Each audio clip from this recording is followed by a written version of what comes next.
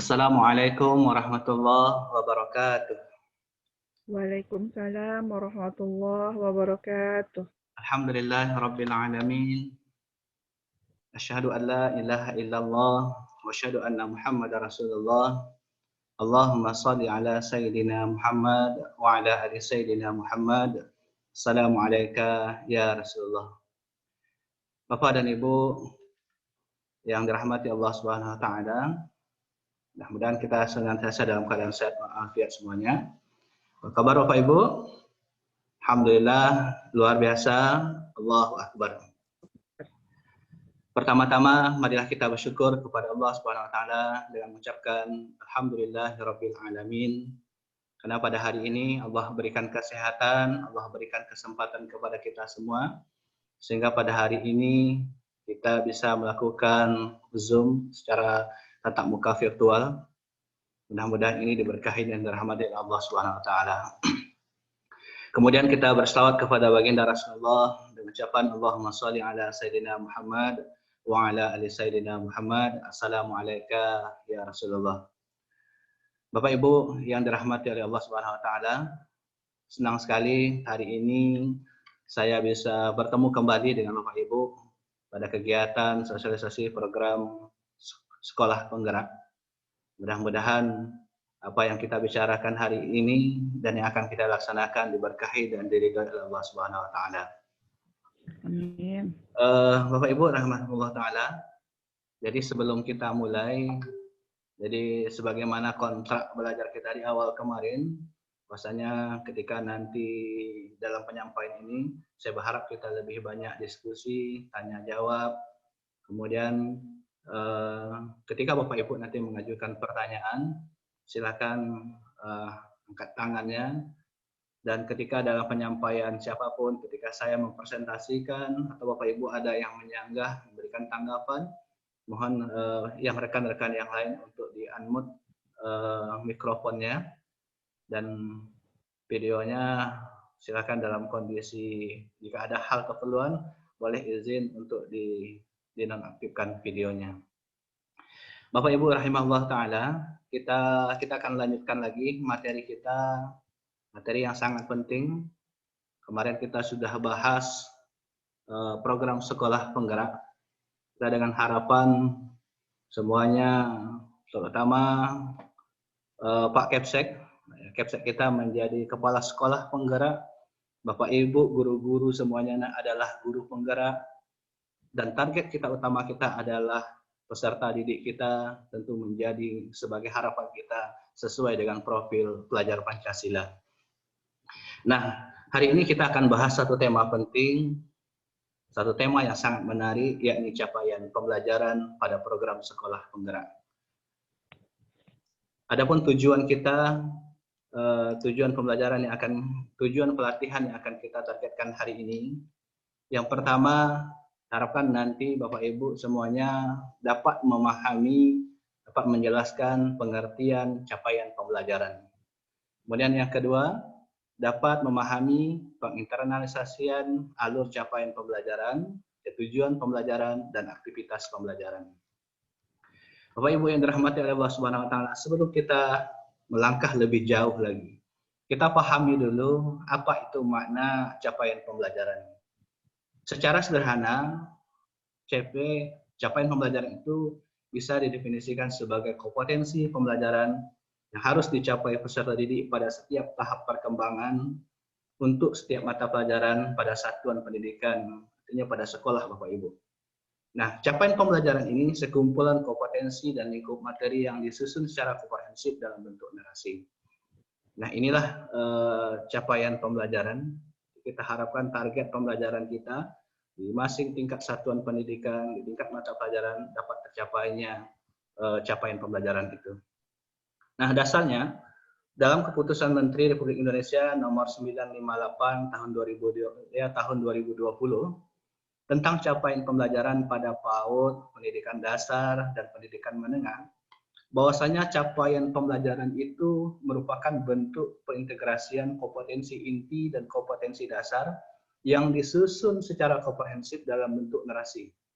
Jadi meliputi ada sekumpulan kompetensi dan lingkup materi. Nah, kita ingat pada masa kurikulum 2013, pada masa kurikulum 2013 ada istilah namanya kompetensi inti dan kompetensi dasar atau KI. KI 1, KI 2 tentang sikap, kemudian KI 3 pengetahuan, KI 4 keterampilan, kemudian dari KI itu lahirlah kompetensi dasar. Nah, di dalam program sekolah penggerak, istilah KI dan KD, nah sekarang diintegrasikanlah dengan istilah capaian pembelajaran. Jadi ada perubahan yang demikian, capaian pembelajaran. Nah, bentuknya seperti apa? Nanti ini sebetulnya adalah sekumpulan kompetensi dan lingkup materi. Sehingga capaian pembelajaran memungkinkan setiap anak mendapatkan pengalaman belajar sesuai dengan tingkat kompetensinya. Kemudian kita lihat lagi, capaian pembelajaran ini disesuaikan dengan tujuan untuk mengembangkan dan menguatkan kompetensi dan karakter yang sesuai dengan profil pelajar Pancasila. Nah, artinya komponen penting dalam pelaksanaan pembelajaran adalah sebagai dengan paradigma baru. Capaian pembelajaran digunakan di sekolah penggerak itu merupakan hal utama dalam suatu kurikulum dan kriteria satu pencapaian pembelajaran yang baik dikembangkan oleh satuan pendidikan yang telah ditetapkan oleh pemerintah pusat. Bapak Ibu, para hadirin rahimahullah ta'ala, maknanya capaian pembelajaran ini disusun oleh pemerintah pusat. Ada SK, ada peraturan kementerian nantinya akan mengatur bahwa ini target capaian pembelajaran. Nah, silakan nanti satuan pendidikan sekolah Bapak Ibu untuk mengembangkan apa capaian pembelajaran sesuai dengan sekolahnya. Hanya standarisasi yang dimuat itu ada acuan sesuai dengan yang ditetapkan oleh pemerintah pusat. Nah, jadi kita nanti tinggal mengembangkan apa capaian pembelajaran yang ada, yang sudah ada berdasarkan dari juknis pemerintah pusat tersebut. Nah, untuk menyusun, melihat bagaimana mengembangkan capaian pembelajaran tersebut, ada prinsip capaian pembelajaran. Yang pertama, prinsip capaian pembelajaran itu pertama harus terukur dan spesifik. Maknanya terukur, ada indikatornya dapat dinilai. Nah, kalau kita mengenal dengan istilah terdahulu, kalau dalam indikator, itu ada KKO-nya, ada kata kerja operasionalnya dalam istilah taksonomi Bloom. Nah, jadi capaian pembelajaran itu juga harus terukur. Kemudian spesifik, terlihat jelas bagaimana target capaian pembelajaran itu dapat untuk akan dicapai. Nah, yang kedua prinsip capaian pembelajaran itu adalah fleksibel, sesuai dengan proses dan tahapan belajar siswa. Nanti dalam tahapan capaian pembelajaran ini sesuai dengan jenjang-jenjangnya atau fase-fasenya. Bapak dari Allah Ta'ala, komponen capaian pembelajaran ada 4. Yang pertama, komponennya adalah rasional mata pelajaran. Bagaimana gambaran secara umum mata pelajaran itu, mata pelajaran yang telah ditentukan dalam program sekolah penggerak, maka setiap mata pelajaran itu rasionalnya harus ada target capaian pembelajaran. Nah, kemudian yang kedua, komponen capaian pembelajaran itu ada pada tujuan pembelajaran, tujuan mata pelajaran. Mata pelajaran masing-masing, setiap mata pelajaran ada capaian pembelajarannya. Nanti ini juga akan ditentukan di dalam Permendikbud tersebut. Nah, yang ketiga ada karakteristik mata pelajaran. Ini adalah deskripsi umum tentang apa yang dipelajari dalam mata pelajaran. Setiap dalam mata pelajaran ada bab-bab, ada pokok bahasan. Nah, dikembangkanlah nanti setiap pokok pembahasan itu, bagaimana karakteristik mata pelajaran itu, babnya ini apa target capaian pembelajaran itu. Jadi ada target semuanya, di rasional mata pelajaran ada, di tujuan mata pelajaran ada, di di pokok bahasan karakteristik mata pelajaran itu juga ada capaian pembelajaran. Nah, kemudian terakhir adalah capaian pembelajaran setiap fase. Kita lihat fase yang ada di dalam perumusan capaian pembelajaran ada 6. Ada fase A, ini pada umumnya adalah SD kelas 1 dan kelas 2. Nah, 1 CP, 1 capaian pembelajaran ini dikhususkan pada fase A, kelas 1 dan 2. Selama kelas 1 dan 2 ini, apa target capaian pembelajarannya? Di fase B, ini umumnya kelas 3, kelas 4. Nah, fase C pada umumnya adalah SD kelas 5 dan kelas 6.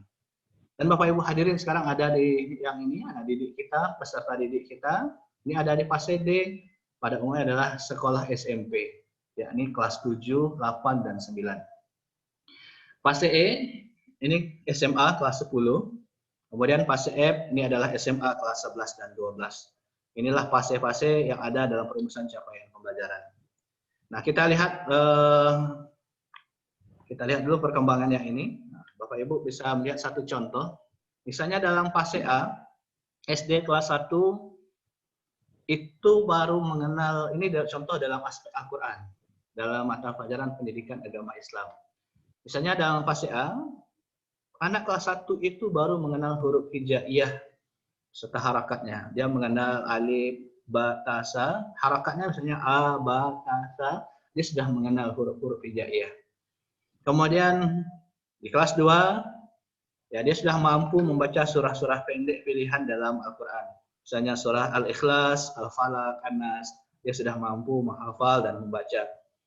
Nah, tentu ada harapan berangsur-angsur dia untuk memulai belajar membaca Al-Quran.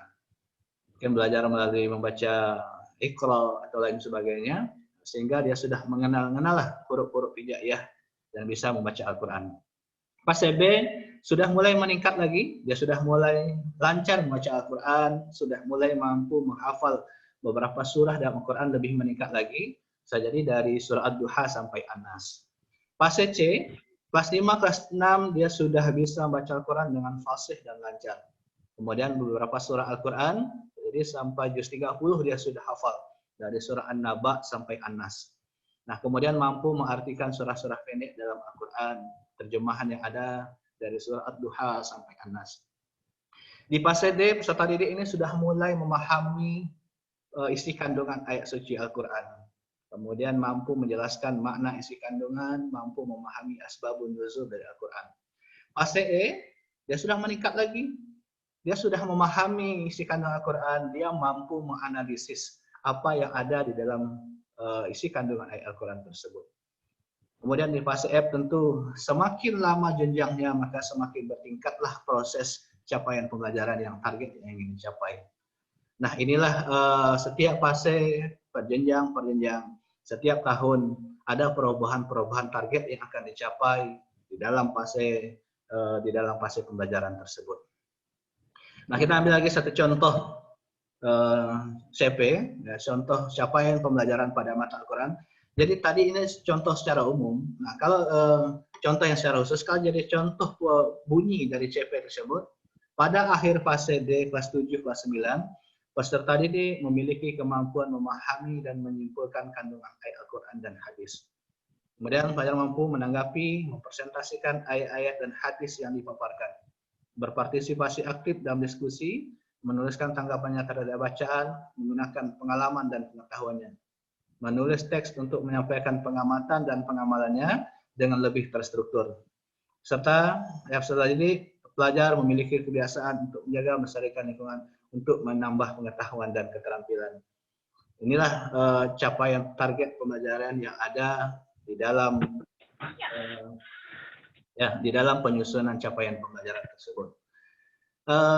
Saya rasa singkat saja, ini kita coba kita diskusikan lagi, tanya jawab tentang seputar contoh capaian pembelajaran. Ini kita bahas baru satu tema tentang arti dan alur proses capaian pembelajaran. Ini Ibu Elmi Susiana, silakan.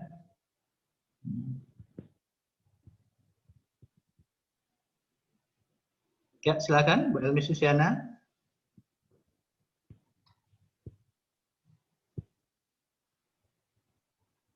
Assalamualaikum Pak. Waalaikumsalam warahmatullahi wabarakatuh. Ini mau menanya tentang capaian pembelajaran. Apakah untuk capaian pembelajaran itu ada standar ukurnya, Pak? Oke, baik. Terima kasih. Nah, terima kasih ya, Pak. Assalamualaikum. Baik, terima kasih Bu Susana. Jadi, seperti di awal yang sudah kita sampaikan, memang setiap secara umum target pencapaian kita itu pelajar yang ada di sekolah tersebut sesuai dengan profil pelajar Pancasila. Dia mengenal pertama memang mendekatkan diri kepada Allah, ya sesuailah dengan profil pelajar Pancasila. Nah, jadi setiap jenjang itu ada tahapan-tahapan yang harus dicapai dalam setiap fase. Nah, kalau di dalam K13 kemarin kan ada istilah KI, kemudian KD, kemudian ada indikator. Nah, indikator inilah untuk merumuskan daripada tujuan pembelajaran. Nah, di dalam program sekolah penggerak, dari awal itu sudah dibentuk. Sudah dibentuk bagaimana ketika sebelum memulai masuk pokok bab pembahasan, bab pembelajaran, maka yang dimulai dari awal itu sudah ditentukan. Bahkan oleh pemerintah pusat ditentukanlah, ini capaian pembelajaran mata pelajaran PAI, capaian pembelajaran mata pelajaran PKN, capaian pembelajaran mata pelajaran bahasa Indonesia, dan lain sebagainya. Setelah capaian pembelajaran pada mata pelajaran tersebut, dirumuskan lagi sesuai dengan per fasenya tadi. Ada fase A, fase B, nah sampailah fase E, setiap jenjang itu dirumuskanlah apa capaian pembelajaran akan dicapai. Nah, setiap kelas ini lagi, nanti di dalam kelas itu ada lagi per pokok bahasan per bab. Misalnya bab tentang sholat, ini target pencapaiannya, capaian pembelajarannya ini. Nah, tadi yang saya kasih contoh, itu adalah capaian pembelajaran pada mata pelajaran, pada aspek dari bidang Al-Quran dan Hadis.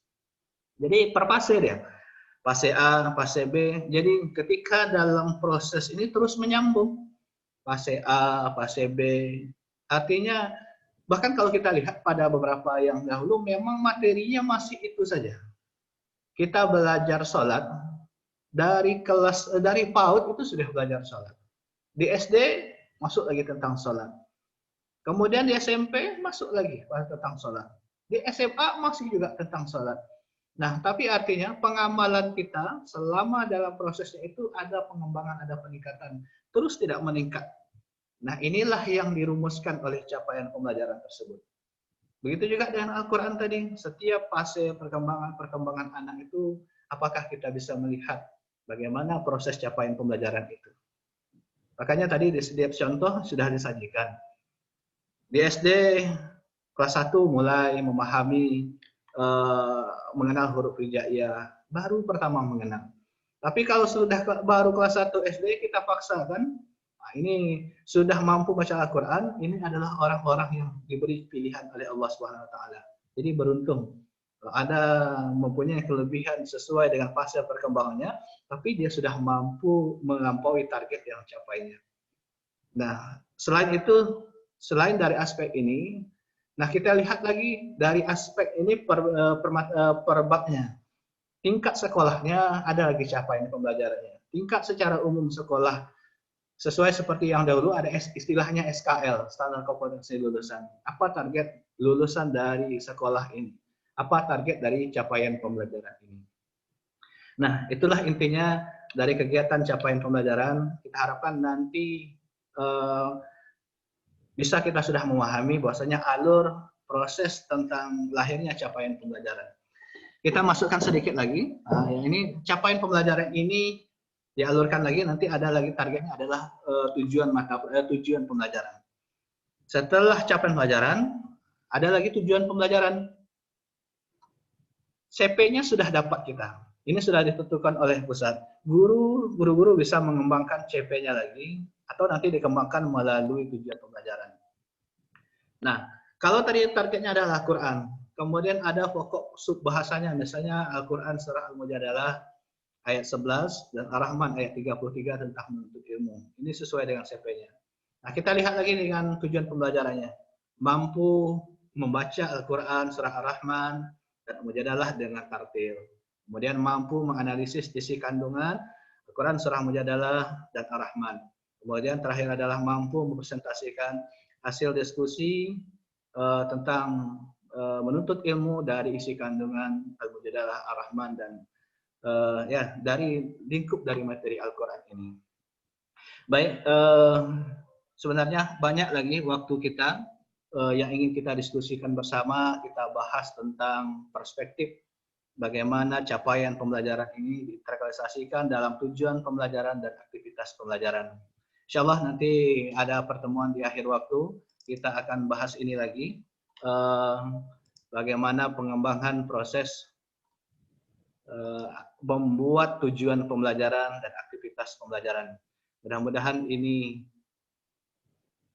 ya menjadi pertemuan kita yang singkat dan diberkahi dari rahmat dari Allah Subhanahu wa taala. Demikian pertemuan kita hari ini. Lebih kurang saya mohon maaf. Kita tutup dengan baca hamdalah. Alhamdulillahirabbil alamin. Wabillahi taufiq wal hidayah. Assalamualaikum warahmatullahi wabarakatuh.